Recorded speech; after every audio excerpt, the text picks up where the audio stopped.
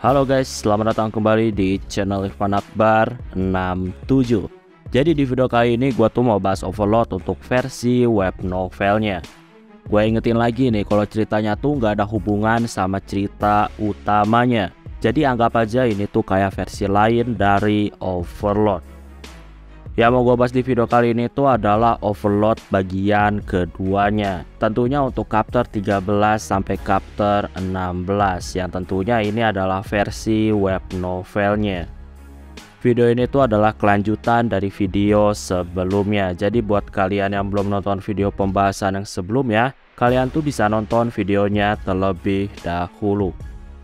Sebelum kita mulai, gue di sini mau ngingetin lagi ke kalian, jangan lupa untuk subscribe channel ini dan jangan lupa juga untuk nyalain loncengnya supaya kalian dapat notif kalau channelnya update video terbaru. Oh ya, buat kalian yang mau support gue, kalian tuh bisa langsung aja gabung dan join ke membership, atau bisa juga ngasih jajan via super chat, atau bahkan link Saweria yang ada di deskripsi maupun komentar video ini. Oh ya, gua juga di sini mau ngasih tahu ke kalian kalau gua tuh punya channel khusus yang bahas lanjutan manhwa. Jadi buat kalian yang suka sama komik Korea ataupun komik Cina, kalian tuh bisa langsung aja mampir ke channel gua, yaitu Irfan 67. Oke, tanpa basa-basi lagi, langsung aja kita mulai ke ceritanya. Jadi kisah dimulai dari Ainz yang saat ini kembali ke Nazarik. Ainz saat ini tuh mikirin soal pesta dansa yang bakal diadain sama kekaisaran. Ainz tuh nggak bisa dansa, makanya dia tuh agak panik ketika tahu kalau ada pesta dansa. Ya, berdansa bagi para bangsawan adalah sesuatu yang biasa dan bisa dibilang sepele. Makanya kalau nanti orang-orang tahu bahwa Ainz gak bisa dansa, Ainz tuh khawatir kalau dia bakal kehilangan kehormatannya. Dan Ainz tuh khawatir bakal diejek sama para bangsawan lain. Ainz saat ini tuh ngerasa kalau dia harus segera belajar berdansa. Seenggaknya dia tuh harus bisa tahu nih minimal dasar-dasarnya. Selain itu, Ainz juga di sini tuh masih gak ngerti tentang tata krama para bangsawan. Ya intinya Ainz tuh takut memalukan ketika ada di acara pesta dansa. Ainz saat ini memanggil Sebas dan ngasih tahu kalau dia saat ini nggak bisa dansa. Ainz di sini nanya apakah Sebas tuh bisa dansa atau enggak. Sayangnya Sebas juga ternyata nggak bisa dansa. Ainz saat ini tuh agak menyesali karena seingat dia nggak ada satupun NPC yang diatur bisa berdansa. Ainz saat ini menangis di dalam pikirannya. Dia tuh benar-benar bingung sama masalah kali ini. Ainz saat ini menyuruh Sebas untuk tanya ke orang-orang di Nazarik karena siapa tahu ada orang yang bisa ngajarin dia berdansa. Setelah gak ada orang, Ainz saat ini tuh guling-guling di kasur. Dia tuh masih belum tenang mikirin pesta dansa. Di tengah kacaunya pikiran Ainz, tiba-tiba datanglah pelayan. Dan dia ngasih tahu Ainz soal guru berdansa. Seketika Ainz di sini langsung bersemangat. Ketika menemui guru itu, ternyata di sana ada beberapa bawahannya dan salah satunya tuh ternyata adalah Kyofuko. Kyofuko di sini ngasih tahu kalau dia bakal bantu ngajarin Ainz berdansa, sehingga Ainz tuh bisa mengikuti pesta kecoa dimanapun Ainz berada. Ainz di sini terkejut dengan pesta kecoa, tapi ya saat ini Ainz tuh mau fokus untuk latihan dansanya. Ya intinya di sini Ainz tuh mau belajar sama siapapun. Cuma untuk pasangan dansanya Ainz tuh nggak mau kecoa betina, karena kecoa betina tuh nggak mungkin dibawa sama Ainz ke pesta dansa nantinya. Di sisi lain, saat ini ada adegan di tempat di mana Brain berada. Brain saat ini terkejut dengan kedatangan Ainz yang tiba-tiba. Brain saat ini secara refleks langsung bersujud di depan Ainz. Ainz di sini tuh ternyata mau ketemu sama Shaltia. Brain pun di sini langsung buru-buru menuju ke tempatnya Shaltia. Brand di sini saking buru-burunya dia tuh menggedor-gedor pintunya, yang jelas itu sangat berisik seperti orang yang mengganggu. Tentunya di sini Brand tuh ditegur sama Vampire Bride milik Saltiar. Vampire Bride di sini ngasih tahu kalau Saltiar lagi mandi. Jadi Brand tuh nggak boleh berisik. Brand di sini langsung ngasih tahu kalau Saltiar tuh saat ini dipanggil sama Ainz. Makanya dia saat ini buru-buru datang. Gak lama ternyata datanglah Ainz yang ternyata menyusul Brand. Vampire Bride di sini langsung menundukkan kepala untuk menghormati kedatangan Ainz. Vampire Bride di sini mempersilahkan Ainz untuk masuk ke ruangan dan menunggu Saltiar di dalam ruangan. Vampire Bride juga di sini menyuruh Brand untuk ikut masuk ke dalam ruangan. Brand tuh disuruh untuk menemani Ainz selagi menunggu. Brand di dalam hatinya pengen menolaknya. Dia tuh beneran sangat takut kalau harus berinteraksi dengan makhluk tertinggi. Tapi gimana pun juga Brand tuh saat ini nggak bisa menolaknya. Vampire Bride saat ini pergi untuk ngasih tahu Saltiar, sedangkan Brand sama Ainz mengobrol. Saat ini Ainz tanya ke Brand tentang gadis bangsawan kekaisaran yang pernah ditangkap sama Nazarik, dan harusnya gadis itu saat ini ada di bawah naungannya Saltiar. Ainz ngerasa harusnya saat ini Arche masih hidup karena dia udah memerintahkan Saltiar jangan sampai melukai atau bunuh Arche. Ketika lagi ngomongin soal Arche, saat ini terlihat kalau Brand agak panik. Ainz di sini tentunya nanyain tentang apa yang terjadi pada Arche.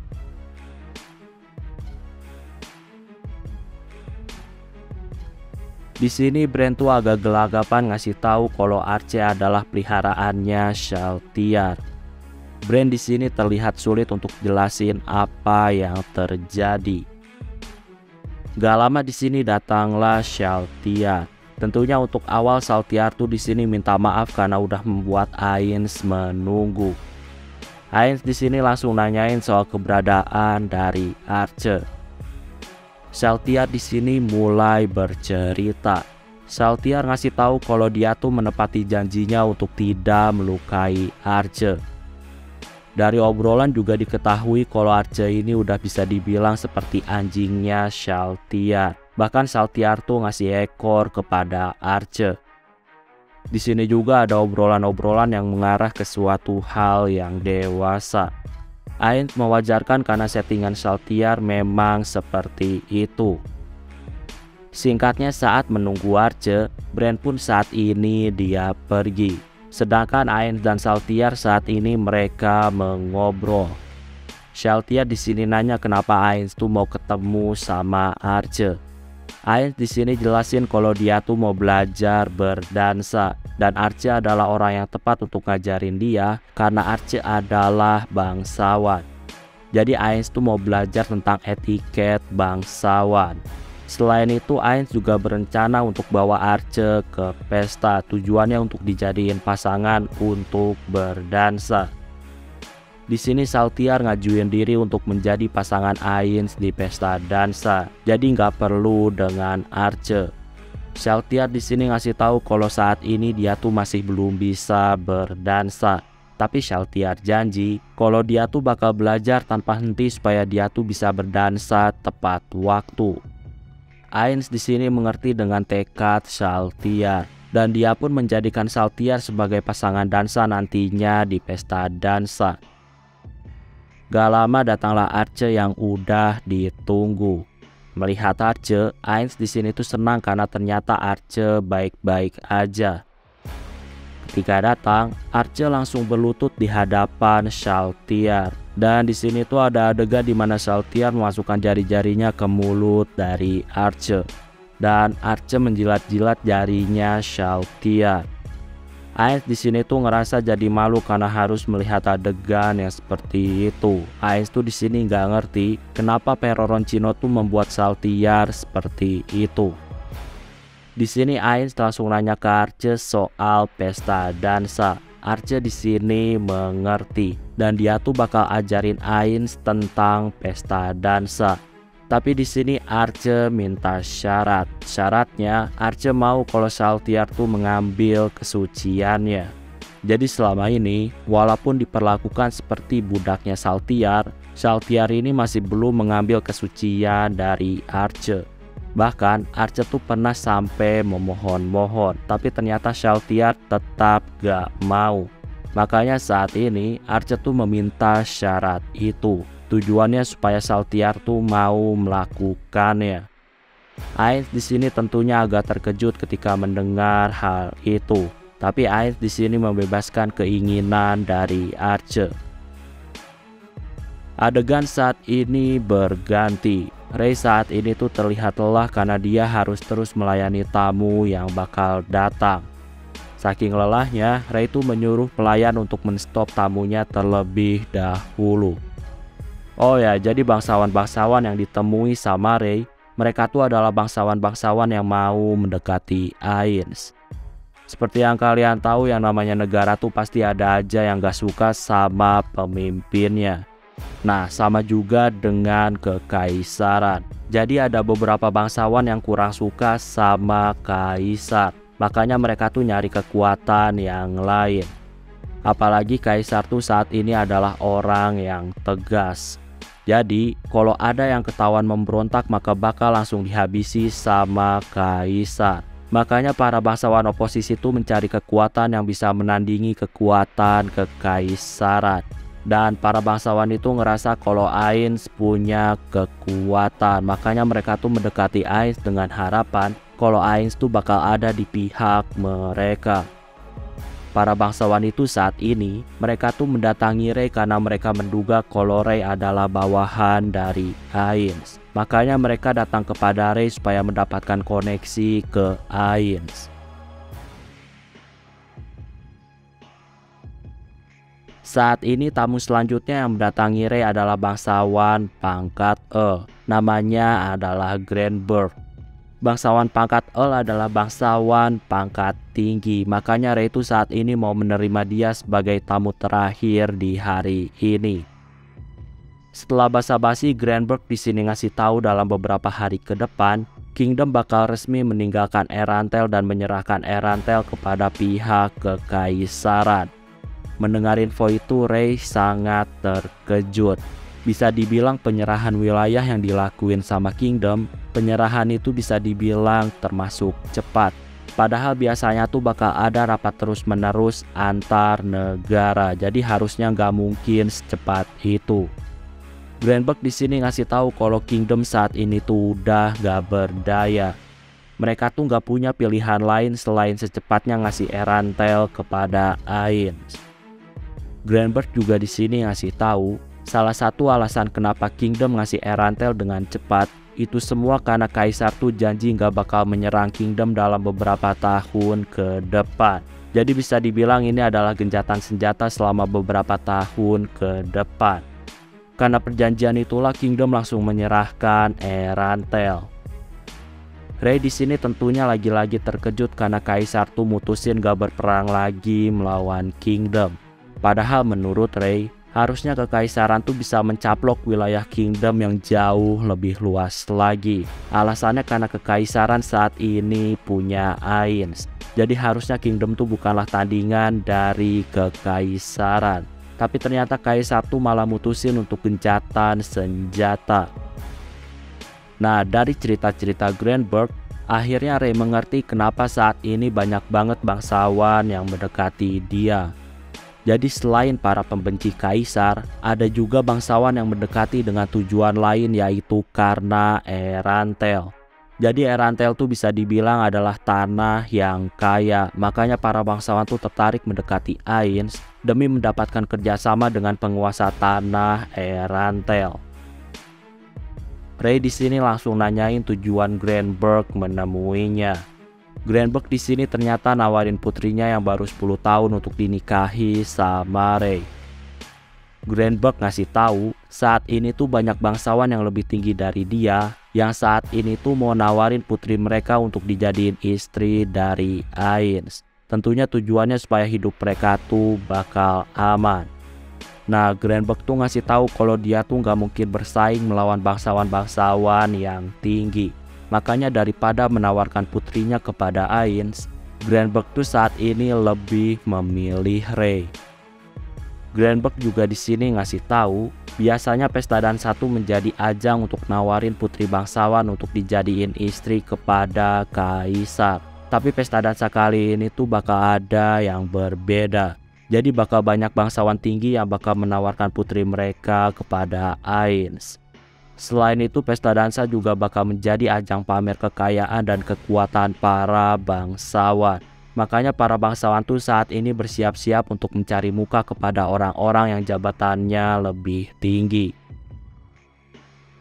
Singkat cerita, saat ini tiba waktunya untuk pesta dansa.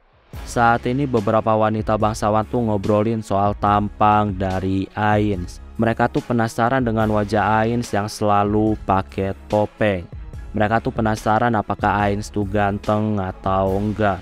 Tapi pada dasarnya, para bangsawan tuh nggak pernah peduli sama tampangnya. Karena bagi para bangsawan, pernikahan tuh hanyalah bagian dari politik untuk menaikkan derajat mereka. Para wanita juga di sini tuh ngobrolin soal siapa yang bakal dipilih sama Ainz. Jadi kalau ada yang dipilih, itu artinya nasib keluarga bangsawan mereka bakal aman. Dan tentunya nasib keluarga bangsawan mereka bakal sejahtera.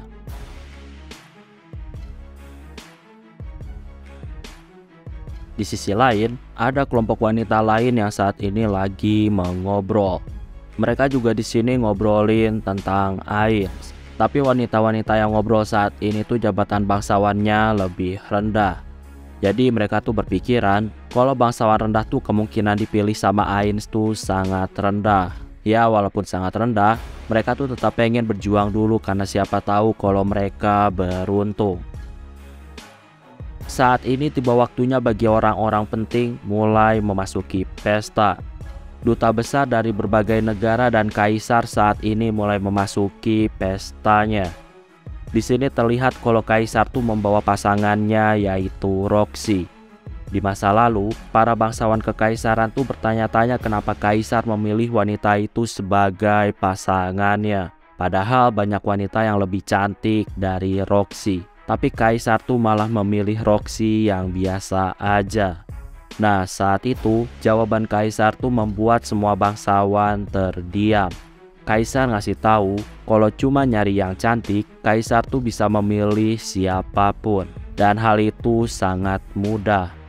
Nah, yang dicari kaisar tuh bukanlah orang-orang idiot yang cuma mengandalkan kecantikan. Yang dicari kaisar untuk pasangan hidup adalah orang yang bisa membesarkan calon kaisar dengan baik. Jadi haruslah wanita yang punya kemampuan yang hebat. Roxy juga diketahui jadi wanita satu-satunya yang dikasih tahu kaisar kalau ada permasalahan politik di kekaisaran. Kaisar tuh sering berdiskusi tentang perpolitikan sama Roxy. Oke, jadi setelah kedatangan kaisar ke pesta dansa, saat ini tiba waktunya bagi Ainz yang mulai memasuki ruangan pesta. Mata orang-orang di pesta saat ini tuh mulai tertuju ke sana. Tapi ternyata yang datang duluan bukanlah Ainz, melainkan 6 wanita yang menggunakan pakaian seperti pakaian pelayan. Orang-orang di sini terkejut melihat kecantikan 6 pelayan milik Ainz. Kecantikan mereka tuh melebihi dari wanita apapun di dunia ini. Setelah itu datanglah Ainz yang ada di belakang para pelayan dengan menggunakan pakaian tuxedo putih yang bersinar. Pakaian itu sangat mewah dan orang-orang menjadi terkesima. Di sebelah Ainz juga saat ini tuh terlihat ada Xiaotian.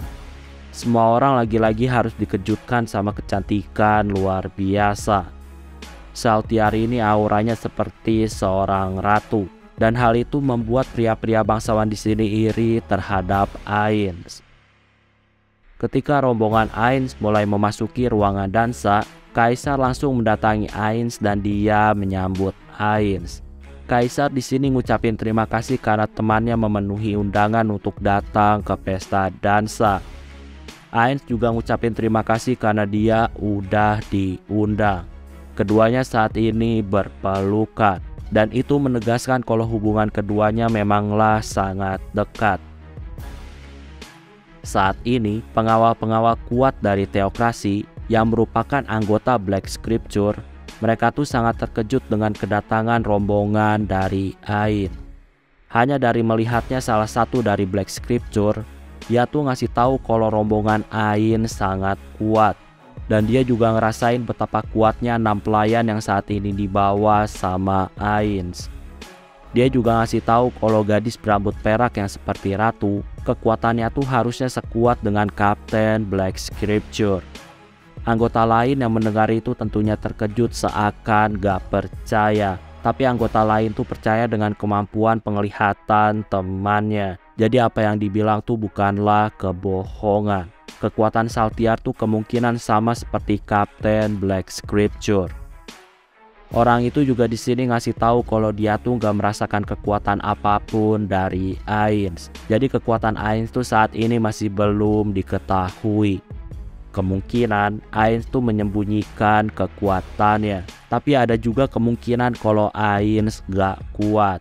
Dan ada dugaan kekuatan Ainz tuh berasal dari item peninggalan para dewa. Jadi bukanlah kekuatan Ainz sendiri. Anggota Black Scripture saat ini masih diskusi. Di sini karena kekuatan Ainz masih belum jelas, mereka mutusin untuk jangan mendekati Ain karena hal itu berbahaya. Mereka juga saat ini penasaran dengan wajah seperti apa yang ada di balik topeng milik Ainz. Saat ini sudut pandang kembali ke Ainz lagi. Ainz saat ini tuh perutnya terasa sakit karena dia penuh tekanan grogi. Walaupun Ainz udah latihan keras untuk berdansa, tapi tetap aja dia saat ini grogi. Di sini juga, Ainz tuh melihat Saltiar yang terlihat dingin menjawab pertanyaan dari Roxy.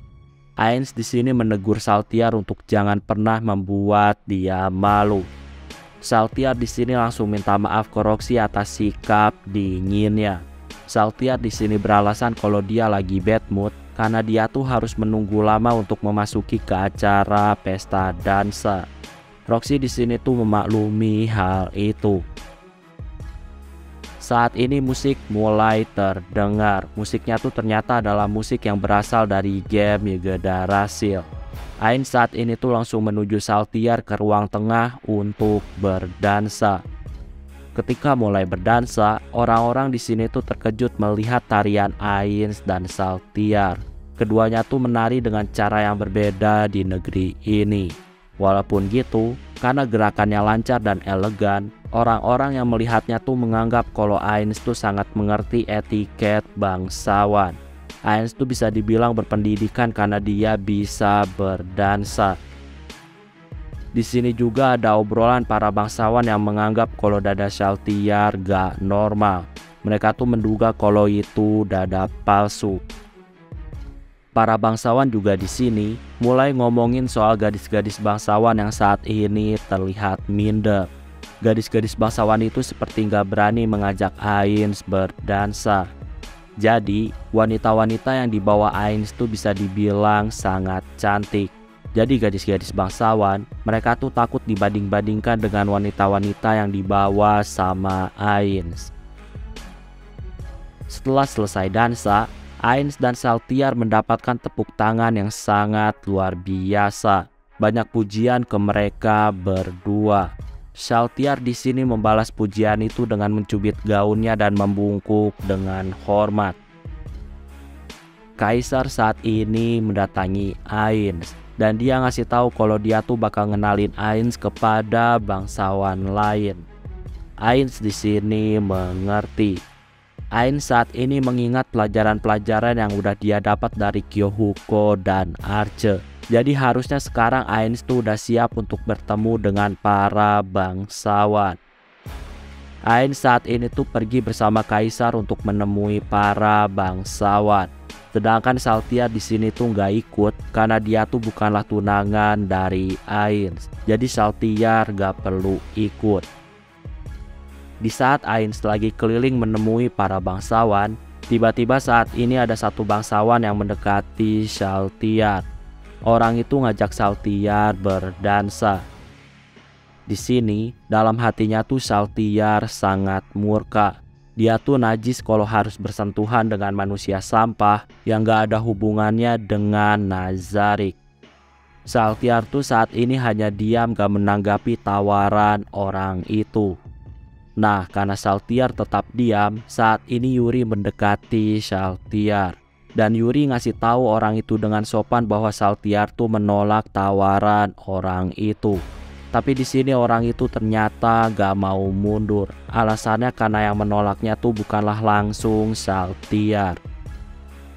Gak lama saat ini datang Ainz dan dia tuh nanyain apa yang terjadi. Shaltiar di sini dengan tatapan ketakutan dia tuh ngasih tahu bahwa orang itu melihatnya dengan tatapan yang mesum. Shaltiar ngasih tahu kalau dia tuh takut sama pria itu. Ainz di sini mengerti dan dia tuh langsung minta maaf ke Shaltiar karena udah meninggalkan Shaltiar.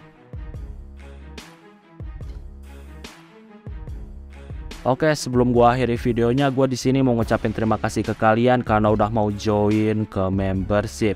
Jadi terima kasih untuk Sen, Haruka, Rev, Tangkil, Azhar Januri, Layar TMK, Juli, Hazik Daniel, Amrujeo, Sasuga Kuasama, Evan Barus, Mikizari, HS, dan Penster.